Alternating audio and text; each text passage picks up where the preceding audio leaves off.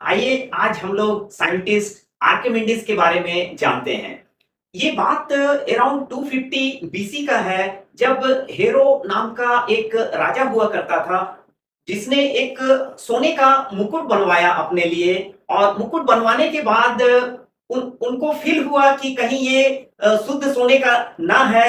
और ये जानकर वो अपने मंत्रियों को बोले कि जाओ किसी ऐसे व्यक्ति को लेकर आओ जो कि ये बताए कि ये मुकुट जो है शुद्ध सोने का बना हुआ है कि नहीं।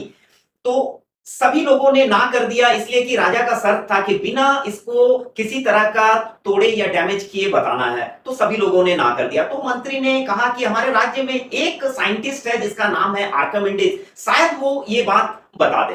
तो राजा ने ऑर्डर किया, जाओ बुला के ले आओ उस साइंटिस्ट को। तो आर्किमिडीज आए। तो राजा ने कहा कि मैं तुम्हें 30 दिन का वक्त देता हूं, बिना इसको तोड़े इस मुकुट को तुम्हें बताना है कि यह शुद्ध सोने का बना है कि नहीं। तो आर्किमिडीज गए और बार बार ये सोचते रहे कि आखिर हम इसको कैसे प्रूव करें, बिना तोड़े इस मुकुट को हम कैसे साबित करें। और ये सोचते रहे आर्किमिडीज। और 30वां दिन भी आ गया।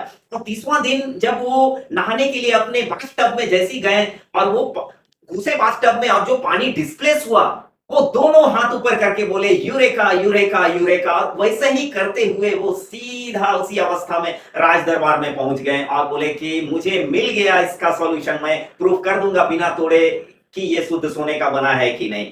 और उसके बाद वो राजा से बोले कि इसी मुकुट के भार के बराबर हमको दूसरा शुद्ध सोने का टुकड़ा दीजिए और पानी से भरा हुआ टब दीजिए। और जो भी चीज वो मांगे सब राजा ने उपलब्ध करवाया। और उसके बाद आर्किमिडीज ने उस शुद्ध सोने का टुकड़ा को पानी में डाला और जो डिस्प्लेस वाटर है उसका वॉल्यूम को उसने चेक किया। और जो मुकुट को भी डालकर उसका वॉल्यूम को भी उसने चेक किया, इसलिए कि आर्किमिडीज को अच्छी तरह से मालूम है कि density equals to mass by volume होता है। और ये किसी भी डिफरेंट एलिमेंट के लिए समान नहीं होता। ये समान तभी होगा जब एलिमेंट समान होगा।